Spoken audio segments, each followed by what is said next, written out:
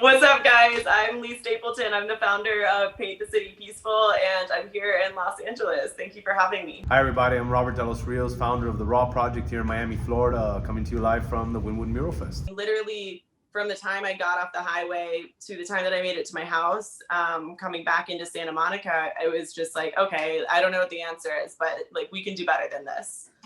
We can come together as a community and change something about this. And so I got the simple idea, why don't we paint the boards? People in hurricane country, right? You know, go away, whatever, stay strong. So that kind of just clicked for me. And I shared that idea on my Instagram, just my personal Instagram account. I tagged a friend in that post, said, hey, do you want to help, you know, put something like this together? Spencer, he's another one of the co-founders. And then I tagged a kind of like a local news account, Santa Monica Problems. and Santa Monica Problems reshared it, and then it went into that viral circle. So from Tuesday morning at about 10 a.m. launching an idea via an Instagram story, by that night we had more than 100 artists and literally hundreds of community members like, hey, I want to help, how do I get involved? So that was Tuesday, and the 3 days that followed were super lightning speed.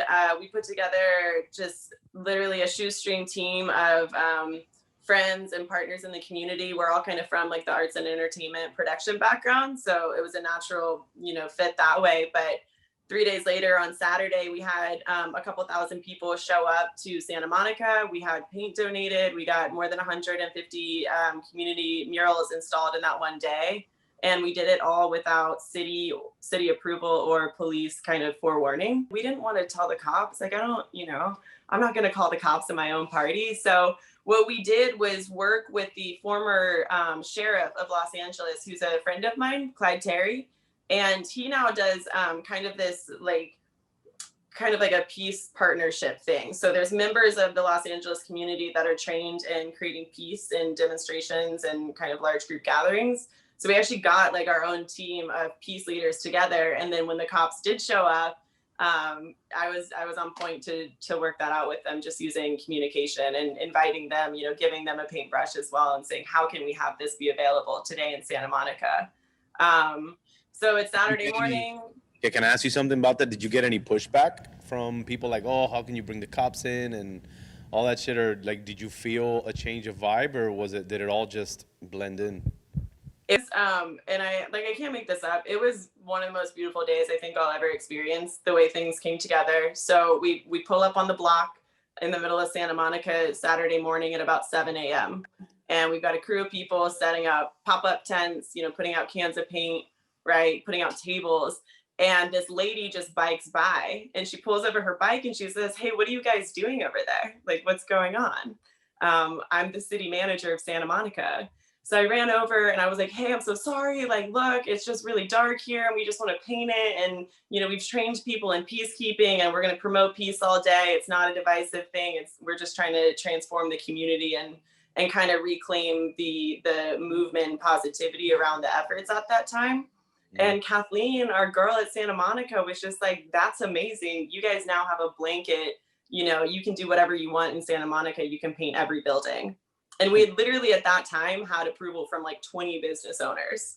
So she basically just gave us the keys to the city. And from there, that included the police not coming into conflict with us, but actually blocking out the roads and keeping people safe throughout the day. Yeah, so we're now helping you, which is amazing. Yeah. And that was really, really powerful. We had police and fire department members painting with the community members throughout the day. And it was completely because we're not saying we should do this or that. We're just trying to take our own community here, start with what's right in front of us, like point, see, and change it and do better. And everyone's entitled to a paintbrush here today. So, I mean, it was amazing. And it was, I think, for me and for a lot of people, like the first time that we got to feel good in 2020. And then having art there, as like it keeps that feeling alive. So I think it really made a kind of pivot point in the story about the summer in Los Angeles of how it was going to go. It gave a lot of energy back into the movement and further, demonstrated to the world that we can peacefully gather at all after the riot. So it was cool. And that's how Paint the City started. And now we've done a couple of different activations, panels. we just did we did a painting on the Beverly Center, which is like a gigantic mall with like the Gucci store and all those fun things in it. And that actually was the first public retail center in America that took kind of a public stance of solidarity with the efforts. So yeah, that's a bit about me.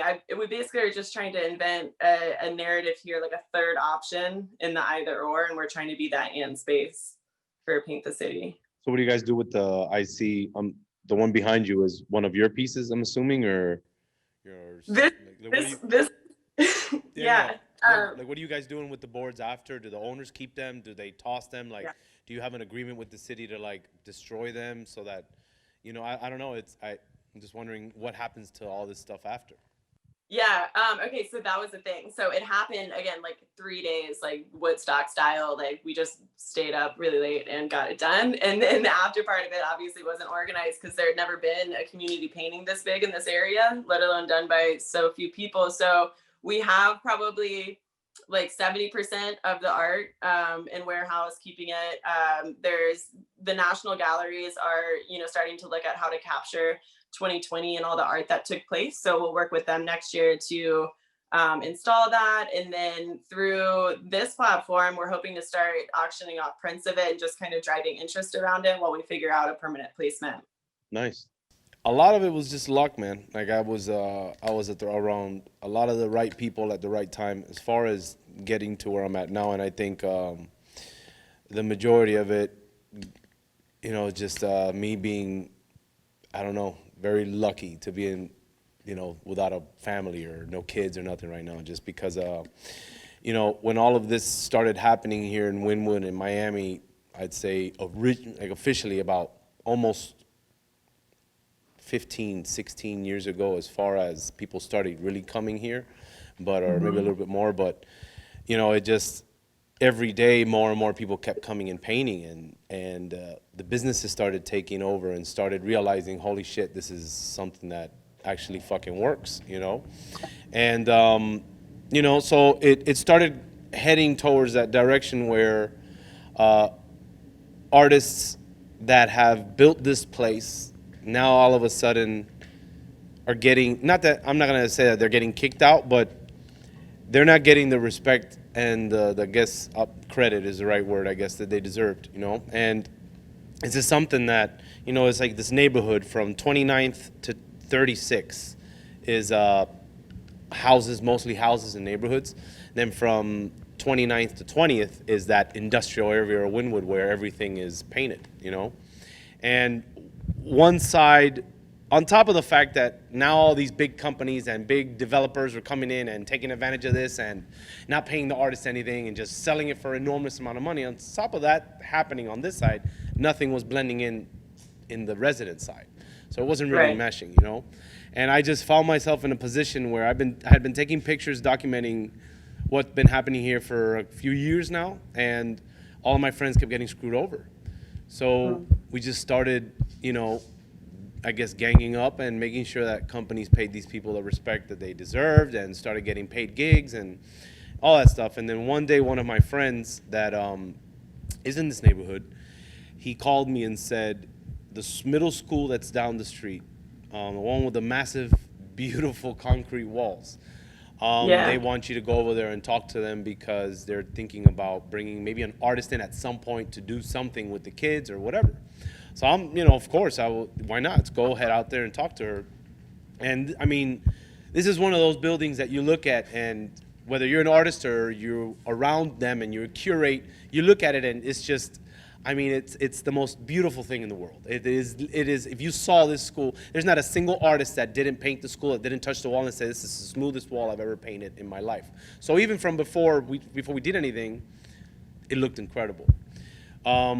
But you know, it was the middle school in Wynwood, and you hear about the demographic and like how shitty their education is because they don't have anything. They don't have funding for anything. This is a school that when we went and the principal was talking to us, she gives us a tour before we talk anything out, and she shows us this is a school built for 1,500. There's just over 500 kids. There's 2 massive art classes in there right next to each other with in between both classes there's an outdoor patio where they could paint outside and everything. I mean, it's an unbelievable building, no teachers. Right. All the equipment you can get, but they have no money for teachers.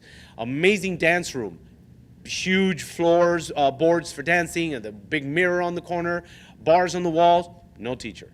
Same thing with music. This is not an exaggeration. It was a room with about maybe 30 brand new keyboards, untouched, unused, all full of dust because they don't have teachers. Sports, Wow. no teachers. Drama, no teachers. The school was, it was a representation of what's going on in this fucking country in poor neighborhoods. You know, I think when you leave Miami, it gets poor as pretty much all white, black, brown, whatever. Here in Miami, it's mostly black and brown kids and black and brown schools, you know, that are overlooked because it's just our demographic down here. And, you know, it was just a travesty to see all this happening, and then all of a sudden I'm getting to the school all excited because, oh, we paint walls in this neighborhood and we bring artists to paint these walls, and I realized how full of shit we were because that's just 5 blocks away and all this money's happening over there, and yet here in this school with the kids that actually live in this neighborhood, kids that actually sleep down the street from here, that they have parents that either aren't home or dead or, you know, just not making enough money. And here we are boasting about this incredible art town just 2-3 blocks away. So that's when we brought the idea to her, say, look, if you, this is in March 2014, if you let me, we'll bring artists that come from all over the world, plus ones here in Miami, and we'll just paint up the school. We'll pay for everything. Like, you don't have to pay a cent. The idea is to bring money for you. Like, we'll find a way to pay for it. I also understood at the time that these artists are coming to Miami anyway, so I didn't have to worry about transportation. I didn't have to worry about putting them up in anything yet. It was just an idea of getting them a project that was going to look good for them as well. But the idea at that point was, let's fix this school. Let's see what we can do for this school. We had no clue what was going to happen with this project. If I told you this was the plan from the start, that we were going to paint schools every day, that's total bullshit. That's never true. It was like, okay, this is going to look great for the school. It's going to look good for the kids that are going to want to come here. The neighborhood's going to look good. And hopefully we can get more money into the school. And getting more money into public schools, you know, it's attendance, it's enrollment. So you get more kids, you get more funding. This school is losing kids by the semester, you know. So remember, school of 1,500, just over 500 kids. So March 2014, I leave that meeting with my partner at the time, and I just started calling everybody. You know, everyone I knew. I started reaching out to artists that I loved, that I never got to work with, but knew who I was, I guess, because of the pictures that I had been taking and all that stuff. And not a single one, like not one artist, asked me how much or what's, you know, what do we get? Like, it was unbelievable. And if I give you a list of the artists that painted that school, you know, you would think that a lot of these people would be like, all right, well, I'm worth this much, or hey, I'm valued at this much, and not one ever asked. And they all understood the idea because no one's taking any money from this. Right. One person bitched about it, like sincerely. No artist complained, no artist. Even when, you know, we had a day where 4 out of our 5 lifts broke down. And these are artists that are painting 50 feet high. No one bitched about it. They just understood, okay, let's go, let's work together. What can we do?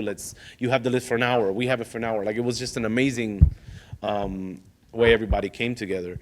The way we raised money was walked from business to business in Wynwood and pretty much guilt tripping them, telling them, hey, you've made money here for years. I'm only asking for $500 to fix the school down the street from your neighborhood, you know? And then I guess a lot of them understanding, I mean, if our schools are better, our neighborhoods might be better, you know, and the kids will get an education, they'll walk through here, they'll feel good. So that's just what happened, man. And when Basel came, we had the 40 artists that were scheduled to come and paint, and by the time we finished 2 weeks later, we had 77 artists come and paint the school. Raw started as reimagining the arts in Wynwood, but then we got lucky. Another situation of luck. Wynwood worldwide, so we can keep it as Raw. The idea is to just paint any school, and right now, hopefully we can pick up. I still have schools that are making sure we're still doing something soon that are the local schools that we were going to work with this year anyways. But it's a concern, only because I don't know. I don't know what's going to happen. I don't know where we're going to go right now. I don't feel good bringing people into a school right now. I don't feel good. I know a lot of people are getting over it and kind of forgetting that something's fucked up is happening right now. We had a record deaths today, the highest amount of deaths in the entire pandemic reported today. And I don't know how to feel about bringing, you know, and then on top of that, these aren't schools that are well off, you know, they don't got families that have insurance, they don't got families that have medical, you know, yeah, they don't have that. A lot of these kids live with their grandparents, you know, they don't have parents. So I don't know what we're gonna do. I don't know, I'm kind of waiting to see what happens with these vaccines and shit. On top of that, a lot of our artists come from out of town. Like, this is not just a local thing. I don't care for it to be a local thing. I love a lot of artists that are from here, but no, I want this to be a great artist thing, a great person thing, you know, people who are amazing artists and amazing people. I don't give a shit if you're from here or from, you know, Greece. So, you know, not being able to bring people in to be part of this, you know, it hurts it, I think, a little bit. I think it hurts the idea of what this is about, you know.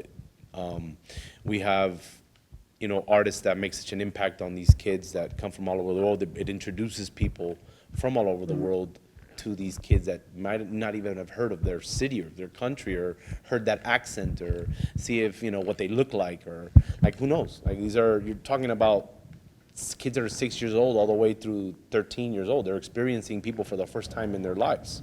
You know, in Miami, we're very lucky here. You see black, brown, white, you see everything here. There are some kids, you know, throughout the country that might not see that, you know. So there were some schools that gave us that idea and spoke to us about that when we, you know, first started talking to them. So hopefully with Raw,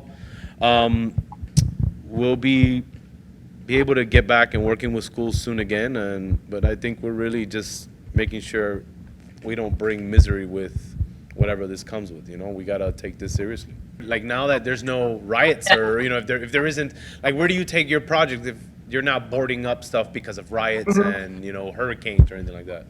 Very, very, very awesome question. And I'm really super happy to talk about that because I think you were getting at it in the beginning too. So the thing that Paint the City represents is this, like, radical middle ground, and it represents the actual work that is what the world's going to need to put in to make the world work, right? And so I'm somebody that you know, in 2016, living in Haight-Ashbury in San Francisco, like, I took to the streets in November and I marched for a long, long time, and I yelled and I was really angry and I was super in a fight about things from my perspective at the time. And all of that marching and all of that fighting left me worn out. And I went into bed and I, you know, hid for 4 years, whatever. I think a lot of people did that. And I realized that being in a fight with anything and acting when you're compelled by a fight-based narrative, it's really good for drawing a lot of energy quickly, but it's not sustainable. We didn't see marches for 4 straight years. They were in moments. And so what I try and do, my background is in marketing, and it's always been in that, how do I create that middle narrative? What's the inefficiency? What's the blind spot here? What's the bridge that doesn't exist? And in Paint the City, when we started it, we didn't start Paint the City in a fight. There were enough organizations that were in conflict. You should do it this way. You should do it this way. Paint the City just said, hey, we're trying to create peace here today, period. Like, that's all that we're here to do, is create peace. And we're going to be painting about themes of equality. And so what we introduced at that time, that's gotten proven to work over and over and over again now, and is what is propelling our platform ahead so quickly, is that we introduced it through, like, it's not related to a temporal event. We're not fighting with anyone. We're here for everyone. I think every human shares this vision of, we just want a world that works, and where people are working together. And so it's not coming at it from, you know, it's the artists or the corporations. We come at it from, it's the artists and the corporations. And let's get everyone at the table and sit down and say, how can we do better? And so I think that keeps Paint the City on track, and able to mobilize in different areas that maybe some of the more kind of fight-based efforts this year haven't been able to gain traction with, now that the election is over and there is no quote unquote fight from you know, half of the country. So Well, actually, does that answer your question? Yeah, let me ask you something about, you know, the people who work with you and attend you. Do you find it that it's mostly people on one side of the political spectrum? Well, you know, we're local here in LA, so I think just, you know, it's an echo chamber, but we're ready to get out, and our message has been picked up nationally because it's not us or them. It's an everyone. I'm from North Carolina. I'm from Chapel Hill in North Carolina, which is like a bubble, right, of a place, and lots of conflicting narratives around it. So I'm experienced, and our team is experienced in driving narratives through kind of conflicting interests. So quite honestly, have not had, we had like 4 or 5 negative Instagram comments after our June launch. And that was the last of the negative comments that we've had so far. Because we're not interacting with what is going on today. We're not on anyone's team. We're not even really talking about the game of today. What we at Pink the City look at and what our projects disseminate is the ideation around creating a world that works. We know what a world that doesn't work looks like. It's what's going on. It's what's been going on. And we get it. Like, we live there, right? But tell me, and honestly, like, ask people this question: what does it look like when it actually works? And not answering that question, and it should be more of this or less of that, or these people shouldn't be there. Like, just from scratch, what does that look like? And so I think when you ask people and work through that perspective where you're really just creating the future together, people are engaged and feel like they can have a voice. And then from there, it's our job to listen. The comments that we have gotten that were negative, we listen to them. One of the artists on the Beverly Center project, Shows Art, he reached out after our Santa Monica event and said, hey, you know, I think I see what you guys are doing. I have some problems with it, but I want to hear from you about it. And so he actually asked us the question, which is important, like, what was your intention? And then we heard his intentions, and then we said, okay, well, you know what? You're so right. Like, how can we work together and get your voice out there? So I think coming at it from like everyone's part of this conversation, there's 7+ billion people on Earth. We all are, you know, foreseeably going to be on Earth next year. So what would it look like if we work together? I think that solves a lot of bridges, and listening, like just straight up listening helps too. As far as that, like, are you the curator? Like, you pick the artists, or was it something where, hey, look, this is what we're doing, just show up and grab a brush? Like, what are you gonna do moving forward? Santa Monica was like straight up, literally like the most grassroots, straight up like a Woodstock style. We had what we had, and then we ran out of it within 5 minutes, and we're like posting on Instagram, like, bring your own brush. We're like making runs to Blick, they're throwing and stuff. Like, that was just like, we just told everyone, please do not mess this up, F this up for the world right now. It's really important that you don't. And then from there, work with each other. Now, since then, we've curated the pieces, we curate the artists, we go through a selection process where not only do we make sure their art is going to fit, but just kind of like their ethos and their alignment with our intentionality at the project, because it is really different. It's not, we're going to drive this point home. It's, we're going to create something that literally hasn't existed before together through art.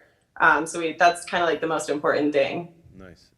Do you find yourself being more strict as to what you choose or who you allow to come on board and stuff like that? And what is that based mostly, like, on their work or their personality, or both? Both. Yeah, no, I mean, I don't know. Like, I think, like, I would be kind of an asshole to say that somebody's art is better than another's. Like, art's art. And you want to make sure that the person doing it fits. And so it's going to jive. So I think in terms of strictness, like, are we increasing like the VIP-ness of the artists? Sure, there's VIP artists that we work with now because the message has gotten spread so far, but we're super like, this is on wood behind me, right? Like we're here for the grassroots because that's where like the narrative of the country is getting created. So we're very much involved with like grassroots artists, giving artists their big breakout moment. Bringing up to that scene is our goal. It's just to give voice to more people.